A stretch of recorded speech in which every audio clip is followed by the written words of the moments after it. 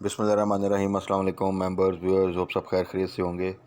आज वीकेंड की वीडियो में जी कुछ इंपॉर्टेंट चीज़ें डिस्कस कर लेते हैं। नेक्स्ट वीक जो सा है अगस्त का पहला वीक है, इम्पॉर्टेंट इस लिहाज से है कि डॉलर जो सा इस वक्त तकरीबन 250 के आसपास है। जो हमारे रिज़र्व्स हैं वो 9 बिलियन से भी नीचे आ गए हैं स्टेट बैंक के। और इकोनॉमिक सिचुएशन आपके सामने है। पेट्रोल प्राइसेस का लग रहा है कि दोबारा से शायद इंक्रीज़ हों इसी मंथ के थर्ड मेरे ख्याल में वीक में। मॉनेटरी पॉलिसी भी है। तो ये तमाम चीज़ें जो सी अगस्त में, और रिज़ल्ट सीज़न भी आपका प्रॉपरली तकरीबन इसी मंथ में स्टार्ट हो जाएगा।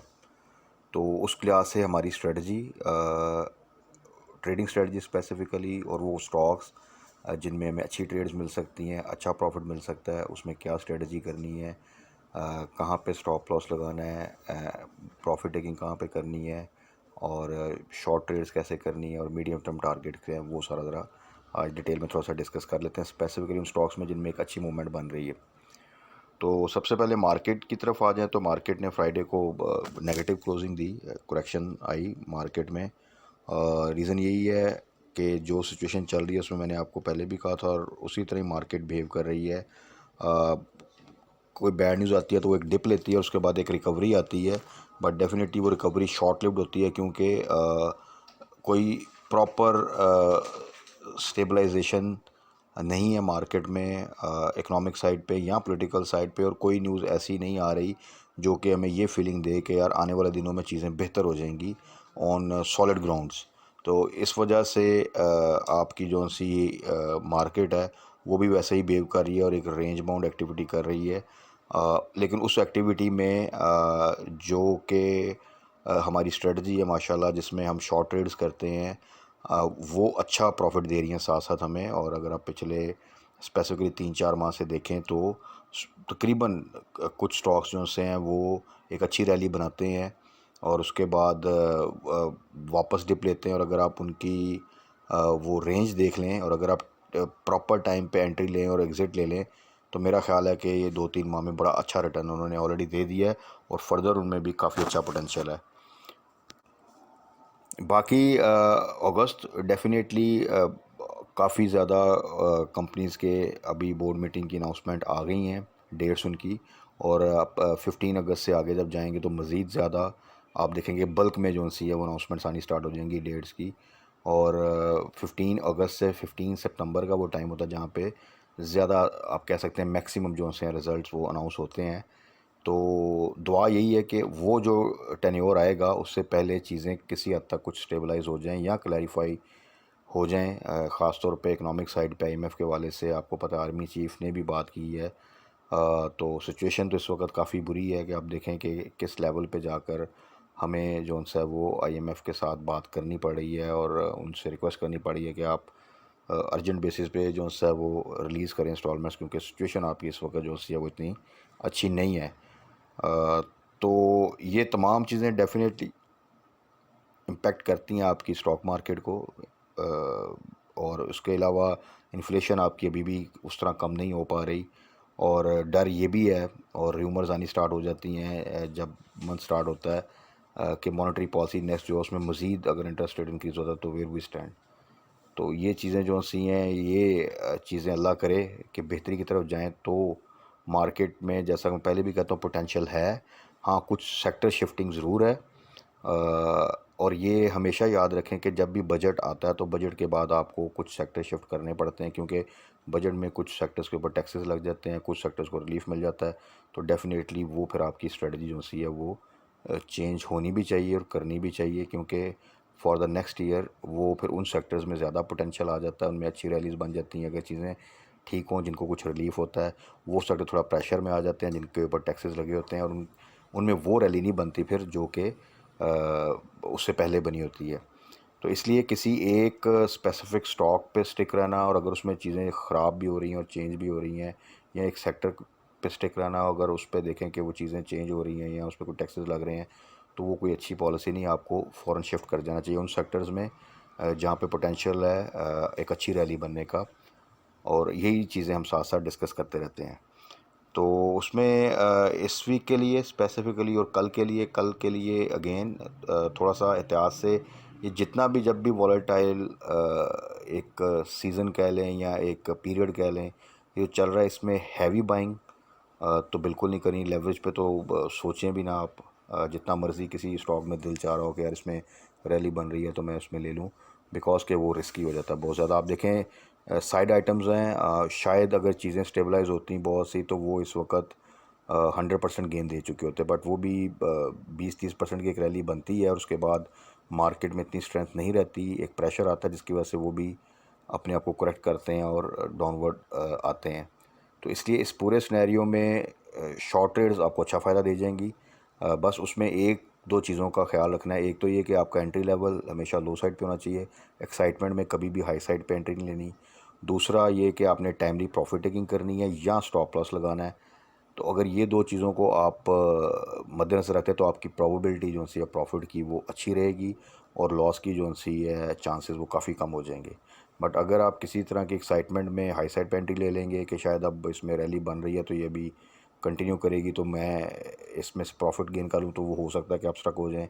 या आपने एंट्री तो अच्छे लेवल पे ली है लेकिन आपने टाइमली प्रॉफिट टेकिंग नहीं की या स्टॉप लॉस नहीं लगाया है, तो अगेन वो स्टॉक आपको हो सकता है 15-20% का गेन दे के वापस 15-20% करेक्ट कर जाए और आप फिर उसमें आपको वेट करना पड़ जाए। तो इन दो पॉइंट्स को थोड़ा सा मद्देनज़र रखें तो इंशाल्लाह ताला चीज़ें जो सी हैं वो बेहतर हो जाएंगी। और मैं चीज़ें साथ साथ जनरली वीडियो में बताता भी रहता हूँ, और जो दोस्त पर्सनली इस चीज़ के ऊपर पूछना तो उनको स्पेसिफ़िकली ज़्यादा बेहतर तरीके से जो है वो कोशिश होती है कि गाइड कर दूँ। तो बाकी अब थोड़ा सा उन स्टॉक्स को देख लेते हैं जिनको थोड़ा सा आप कल के लिए टारगेट कर लें और उनमें क्या स्ट्रेटजी होनी चाहिए। कुछ स्टॉक्स में स्टॉप लॉस ज़रूरी है, कुछ में प्रॉफिट टेकिंग भी कर सकते हैं, कुछ में दोबारा आप री एंटर हो सकते हैं या एवरेज कर सकते हैं, तो उनको थोड़ा क्विकली डिस्कस कर लेते हैं। तो अब उन स्टॉक्स में आ जाते हैं जी। सेक्टर्स थोड़ा सा जो सा फोकस किए थे हमने रिसेंटली, उनमें आईटी को तो टॉप प्रायोरिटी पे रखा है आफ्टर बजट और ये फिर सुपर टैक्स की जो न्यूज़ आई थी। उसके बाद ऑयल सेक्टर में हमेशा अपॉर्चुनिटी रहती है और फूड सेक्टर के कुछ स्टॉक्स हैं उनको भी हमने जो सा था वो इंक्लूड किया था। उसमें सबसे पहले नेटसोल। नेटसोल में कई दफ़ा अब तो मेरा ख्याल में जो दोस्त मेरे साथ हैं उनको भी ये चीज़ जो सी उनके माइंड में अब एक किस्म की वो मेमोरी में आ चुकी होगी कि 90 बिलो जब जाए 87-88 पे तो वहाँ पे आपने इसको बाय करना है, और जैसे ही 100 के आसपास आए तो वहाँ पे या तो प्रॉफिट टेकिंग करें या फिर यह कि स्टॉप लॉस के साथ होल्डिंग करें। तो अभी जो इसकी प्राइस है वहाँ पे 93-96 का स्टॉप लॉस रखें या 95 का ये रेंज रख लें और उसके बाद उसकी होल्डिंग करें। 100 से ऊपर क्रॉस कर दो वहाँ पे प्रॉफिट टेकिंग कर लें। वॉलेटिलिटी है, डिप फिर ले सकता है। अदरवाइज़ ये है कि अगर आप स्टॉप लॉस नहीं लगाएंगे और यहाँ से अगर कल मार्केट थोड़ा सा प्रेशर में रहती है और ये नीचे आता है तो फिर आपको वेट करना पड़ेगा। तो इससे बेहतर है कि आप एक पॉजिटिव साइड पे एग्ज़िट लें और डिप पे दोबारा बाय बैक करें। बाकी जो इसका मीडियम टर्म टारगेट है वो हमने पहले भी डिस्कस किया था। इंशाल्लाह ताला थोड़ी सी मार्केट सपोर्ट चाहिए, और अगर रिज़ल्ट सीज़न जो उसका ख़ास तौर पे अनाउंसमेंट आएगी डेट की और उसके बाद रिज़ल्ट अनाउंसमेंट के टाइम तक उम्मीद है कि चीज़ें अगर थोड़ी सी भी मार्केट की सपोर्ट रही तो ये इंशाल्लाह 130 से ऊपर आपको इजीली नज़र आएगा। उसके बाद एवेंसियन अगेन सेम 80 से ऊपर जाए तो 80 का स्टॉप लॉस रख के होल्ड करें या ऊपर प्रॉफिट टेकिंग करें, और 70 के आसपास आए तो वहाँ पे आपने इसको बाय बैक करना है, बाय करना है या एवरेज करना है। तो इस वक्त भी देख लें तो आप इसने उस दिन फ्राइडे को 80 को क्रॉस किया और फिर वापस जो से क्लोजिंग थोड़ा सा नीचे दी। तो जिनके पास है वो होल्ड करें, और बाय जो करना है आपने वो हमेशा 72 से नीचे करना है। 78, 79, 80 के आसपास अभी इस प्रेजेंट सिनेरियो में बाय ना करें। अगर आप फिर लॉन्ग टर्म होल्ड कर सकते हैं और पैनिक में नहीं आते तो देन आप फिर इसको बाय कर सकते हैं इन रेट्स पे भी with the target of 90 to 100। उसके बाद टीआरजी देख लें। बार बार मैं जब भी मेंशन करता रहा आपको वही प्राइस मेंशन करता रहा कि जब ये 77, 76, 78 के पास है वहाँ पे इसको एवरेज करें, बाय बैक करें। ये इंशाल्लाह ताला आने वाले दिनों में रैली बनाएगा। काफ़ी दफ़ा इसने 85, 86 के आसपास आया। प्रीवियस मंथ्स में भी 90 को एक दफ़ा क्रॉस किया, फिर दोबारा 80 से नीचे चला गया। तो उसमें भी स्ट्रेटजी हम डिस्कस करते रहते टाइम टू टाइम। थोड़ा सा वेट करने की ज़रूरत थी काफ़ी देर से आप देख लें तो ये 75 टू 80 की प्राइस के दरमियान ही जो सा मूव कर रहा था, और अब आप इसमें देखिए एकदम रैली बनी है और इस वक्त ये 90 को क्रॉस कर चुका है। तो इसमें भी लेट्स सी अच्छा स्ट्रांगली कैप हुआ था। इंशाल्लाह ताला उम्मीद है कि कल जो सा है भी पॉजिटिव साइड पे रहेगा। Specifically start of the trading session अगर खुदा न खास्ता कोई बैड न्यूज़ नहीं आती तो वहाँ पर फिर आप ये करें कि 90 का स्टॉप लॉस रख दें और इसको होल्ड करें। और अगर तो माशाल्लाह ये कैप होता है तो अपनी होल्डिंग रखें स्टॉप लॉस के साथ, और अगर ये फर्दर डिप लेता है तो आप जिन 280 बिलो बाय किया वो एक अच्छा टाइमली एग्जिट लेंगे और फिर नीचे इसको दोबारा बाय बैक कर सकते हैं। उसके बाद सिस्टम में थोड़ा सा अपने आप को करेक्ट किया है, बट अगेन आप देखें तो तकरीबन 350 के आसपास ही है। 350 को भी क्रॉस किया था इसने लास्ट वीक में। तो सिस्टम तो आप इसको इजीली अपने पोर्टफोलियो में रखें। प्राइस जो हमने मेंशन की थी वो 300 से लेकर 330 तक थी, और उससे माशाल्लाह जिन दोस्तों ने बाय किया है और जिन्होंने उस वक्त बाय किया था जब 300 से नीचे गया था, हमने तब कहा था, तो वो तो already they are in good profit. उसके बाद आ जाएं मिचल्स का आप सबको याद हो तो मेरी जो थर्सडे की वीडियो थी उसमें स्पेसिफिकली मेंशन किया था। इसमें भी जो दोस्त मेरे साथ इनलाइन हैं तो बड़ा अच्छा प्रॉफिट दे चुका है ये 2-3 दफ़ा। इसमें अच्छी रैली बनी, बड़ी ज़बरदस्त रैली बनी, और फिर इसने करेक्ट किया अपने आप को। तो जिन दोस्तों ने टाइमली प्रॉफिट टेकिंग की है, जो स्टॉप लॉस बताया था उसको लगाया, तो वो तो आई थिंक ऑलरेडी जो है ना मोर देन 70% प्रॉफिट गेन कर चुके होंगे। अभी मेरी थर्सडे की वीडियो में भी मैंने मेंशन किया था जब भी इसने कैप किया था कि ये जब आगे 120 क्रॉस करे तो आपने 115 का स्टॉप लॉस लगा देना है और इसको होल्ड करना है। फिर तो जिन्होंने स्टॉप लॉस लगाया या 120 के आसपास इसकी प्रॉफिट टेकिंग की, तो वो दोबारा जो सा है इस पोजीशन में है कि वो एक अच्छा प्रॉफिट गेन कर चुके हैं, एग्ज़िट ले चुके हैं। और अब दोबारा अगर ये 110 से नीचे आता है तो फिर हम देख लेंगे कि वहाँ पे दोबारा इसको बाय बैक कर सकते हैं फॉर फर्दर प्रॉफिट। उसके बाद आ जाए टीपीएलपी। टीपीएलपी भी एक अच्छी स्विंग ट्रेड दे देता है। 17 से नीचे जाए तो बाय कर लें आप, और थोड़ा सा होल्ड करें तो ये नॉर्मली 20 को क्रॉस कर जाता है चंद हफ्तों में ही। थोड़ा सा मार्केट सपोर्ट मिले तो वहाँ पर आपने हमेशा प्रॉफिट टेकिंग करनी है, 20 का स्टॉप लॉस लगा देना है। तो इस तरह ये है कि स्टॉक में आपको 3-4 रुपये का गेन मिल जाता है। तो अभी भी जो प्राइस अगर 17 से नीचे मिले आपको कल, तो आप इसमें एंट्री ले सकते हैं। उसके बाद आ जाएं जी बर्जर में भी सेम यही लास्ट वीडियो में डिस्कस किया था। इसमें भी अब आप देखें एक्टिविटी अच्छी स्टार्ट हो गई है। रिसेंट 2 वीक्स में ही ये तकरीबन 85-84 को 2 दफ़ा टच करके वापस 80 से नीचे आया। तो इसने भी अच्छी ट्रेड दी। इसका भी मेंशन किया था कि जैसे ही 80 से ऊपर जाए तो वहाँ पर आप 80 का स्टॉप लॉस लगा दें। तो जिन दोस्तों ने तो लगाया है तो वो पॉजिटिव साइड पे एग्ज़िट लेके अब दोबारा इसको 77, 76, 78 इस रेंज में बाय कर सकते हैं। और जिनसे स्टॉप लॉस नहीं लगा वो इसको होल्ड करें। इंशाल्लाह ताला इसमें दोबारा रैली बनेगी, और जैसे ही अब दोबारा ये 85-84 के करीब जाए तो 80 का स्टॉप लॉस लगा लें और इसको होल्ड करें, और टारगेट इसको आप इजीली कर सकते हैं 90 प्लस का। उसके बाद आ जाए जी ऑयल सेक्टर में कुछ स्टॉक्स हैं जिसमें ओजीडीसी है। ओजीडीसी की भी जो ये रेंज है जिसमें आप एक अच्छी स्विंग ट्रेड आपको मिल जाती है वो यही है कि 77-76 पे बाय, और 84, 85, 86, 83 से अबव इस रेंज में आपने प्रॉफिट टेकिंग करनी है। तो आपको मेरा ख्याल है 7 to 10 डेज़ का ये टेन्योर में आपको इस तरह की ये ट्रेड दे जाएगा जिसमें आपको तकरीबन 6-7 रुपये का गेन मिल सकता है।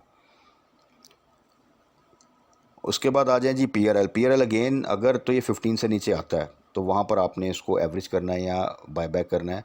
जिन्होंने तो पहले प्रॉफिट टेकिंग कर ली थी या स्टॉप लॉस लगाया था तो वो इसको बाय बैक कर सकते हैं बिल्कुल।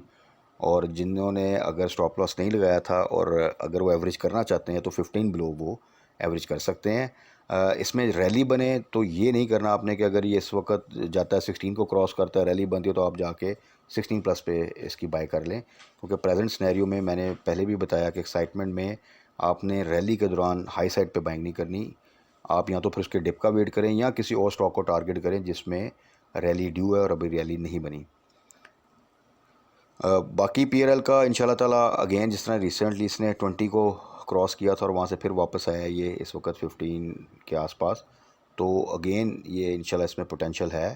थोड़ा सा मार्केट सपोर्ट मिले तो ये आपको आने वाले दिनों में दोबारा जो है 20 प्लस इजीली प्राइस दे जाएगा। उसके बाद आ जाएं जी शेल, ओएमसी। शेल के साथ आप पीएसओ को भी रेड कर सकते हैं, एचटीएल को भी कर सकते हैं, जो भी इसमें है। रीज़न बीइंग कि इसमें कुछ बात हो रही है, कुछ खबरें आ रही हैं ऐसी कि जो इनके मार्जिन्स हैं वो शायद इम्प्रूव किए जाएं। अगर ऐसी न्यूज़ की कंफर्मेशन आती है तो ओएमसीज़ में आप जो सा एक थोड़ा सा एक पॉजिटिव रैली देख सकते हैं। बाकी ओवरऑल जो शेल है इसको हमने टारगेट किया था जब ये 111 112 के आसपास था, that was the best price. और उसके बाद इसने 120 को क्रॉस किया, वहाँ पे सस्टेन भी किया। अभी थोड़ा सा फिर दोबारा से 118 के आसपास आया, तो उस वक्त भी इसमें स्ट्रेटजी रखी थी कि 120 का स्टॉप लॉस रख के इसको होल्ड करें। तो जिन दोस्तों का तो स्टॉप लॉस हिट हुआ है वो अब इसको डिप पे फर्दर दोबारा बायबैक कर सकते हैं। जिन्होंने स्टॉप लॉस नहीं लगाया था वो इसको होल्ड करें, nothing to worry.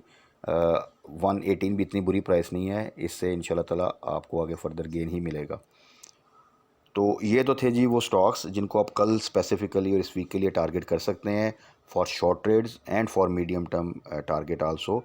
In fact medium term भी नहीं, आप इसको 1 से 2 माह का टारगेट कह सकते हैं। वो हमने डिस्कस किए हुए हैं तमाम के कि क्या वो रेट्स हैं जिनको हमने टारगेट किया, और वो ज़्यादा स्पेसिफिकली जब इनकी बोर्ड मीटिंग की डेट अनाउंस होंगी तो वहाँ पर इनको फर्दर डिस्कस कर लेंगे क्या स्ट्रेटजी करनी है।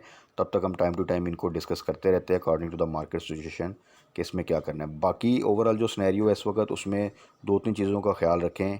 एक, स्टॉप लॉस को ज़रूरी अप्लाई किया करें। दूसरा ये है कि बाय कोई भी चीज़ करनी है तो हमेशा लो साइड पे डिप पे बाय करनी है, हाई साइड पे नहीं करनी।